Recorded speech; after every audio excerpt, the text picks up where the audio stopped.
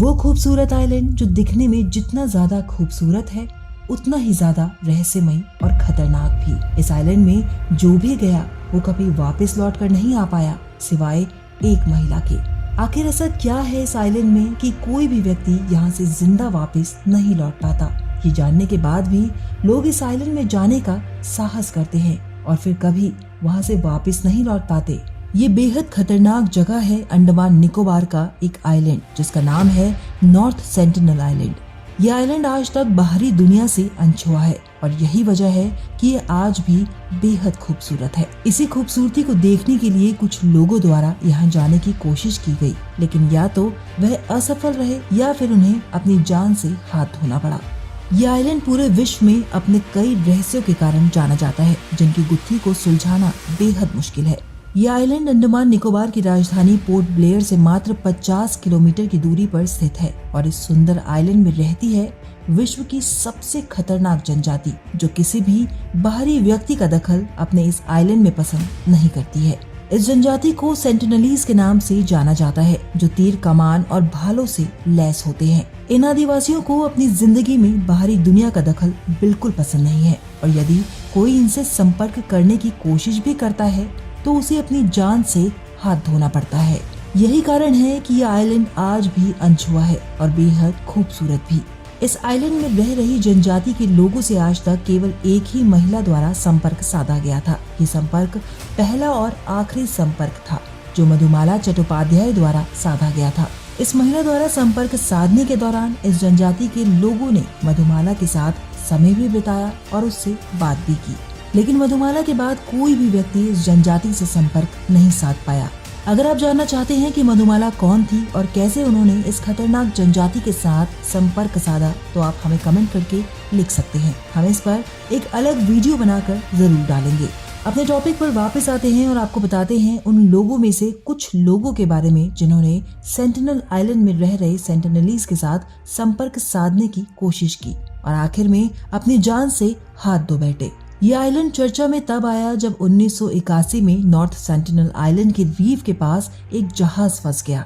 इस जहाज को अपने द्वीप के पास देख सेंटिनलीज ने उन पर तीर कमान और भालों से वार करना शुरू कर दिया। इस दौरान जहाज में कई क्रू मेंबर्स फंसे हुए थे जिन्हें हेलीकॉप्टर की मदद से रेस्क्यू किया जा रहा था। इसके बाद 1991 में मधुमाला चट्टोपाध्याय द्वारा पहली और आखिरी बार सेंटिनलीज से संपर्क साधा गया जो कि सफल भी रहा। मधुमाला और सेंटिनलीज के बीच सफल संपर्क के बाद सरकार द्वारा 1997 में सेंटिनलीज के साथ संपर्क साधने की कोशिशों को बंद कर दिया गया था क्योंकि सेंटिनलीज बाहरी दुनिया का संपर्क नहीं चाहते थे, तो सरकार ने भी उन्हें उन्हीं के हाल में छोड़ दिया। लेकिन साल 2004 में आई सुनामी में सरकार ने इन आदिवासियों की मदद के लिए यहाँ कोस्ट गार्ड के हेलीकॉप्टर भेजे ताकि सेंटिनलीज को सुरक्षित रखा जा सके, मगर इन आदिवासियों ने उल्टा हेलीकॉप्टर्स पर ही तीर चलाने शुरू कर दिए। इसका मतलब था कि ये आदिवासी सरकार से भी यही कहना चाहते थे कि उन्हें उन्हीं के हाल पर छोड़ दिया जाए। इस वारदात के बाद सरकार द्वारा कभी सेंटिनलीज तक पहुँचने की कोशिश नहीं की गयी और साथ ही लोगों को भी इस आइलैंड में जाने की मनाही थी, मगर कोई इतनी आसानी से कहां मानने वाला था। 2006 में 2 मछुआरों की नाव भी इस आइलैंड के पास गई थी और इन्हें भी अपनी जान से हाथ धोना पड़ा। कहा जाता है कि ये मछुआरे समुद्र में रास्ता भटक गए थे, जिसके बाद ये सेंटिनल आइलैंड के पास पहुँचे जहाँ इन्हें सेंटिनलीज द्वारा मौत के घाट उतार दिया गया। अब सच क्या है ये किसे मालूम कि ये मछुआरे भटक गए थे या फिर इस आइलैंड को लेकर इनकी जिज्ञासा इन्हें इस आइलैंड के पास लेकर गई। इस वारदात के बाद यह आइलैंड 2018 में काफी चर्चाओं में आया, वो भी केवल भारत में नहीं बल्कि विदेशों में भी। सुर्खियों में आने की वजह थी इस आइलैंड में एक विदेशी पर्यटक का आना। दरअसल इस आइलैंड में जाने पर सरकार द्वारा प्रतिबंध लगाया गया था, लेकिन बावजूद इसके एक अमेरिकी टूरिस्ट जिसका नाम था जॉन एलन चाओ, वो इस खतरनाक आइलैंड पर गया। 27 साल के जॉन एलन चाओ को इस आइलैंड के रहस्यों को जानने में बहुत उत्सुकता थी और यही उत्सुकता उनकी मौत का कारण भी बनी। जॉन को इस बारे में मालूम था कि अगर वह इस आइलैंड में जाते हैं तो उनकी जान भी जा सकती है, मगर फिर भी वह इस आइलैंड पर गए और आखिरकार वही हुआ जिसका डर था। सेंटिनलीज ने जॉन को अपनी ओर आते देख उन पर तीर चलाने शुरू कर दिए और उन्हें मौत के घाट उतार दिया। ये तो हमने बात की कि सेंटिनलीज बाहरी दुनिया का दखल अपने आइलैंड और अपनी जिंदगी में पसंद नहीं करते हैं। अब ये जान लेते हैं कि आखिरकार उन्हें बाहरी दुनिया से संपर्क करना पसंद क्यों नहीं है। दरअसल कई हजारों सालों से ये आदिवासी इस आइलैंड पर बसे हुए हैं और इन सालों में इन आदिवासियों का संपर्क कभी भी बाहरी दुनिया से नहीं हुआ।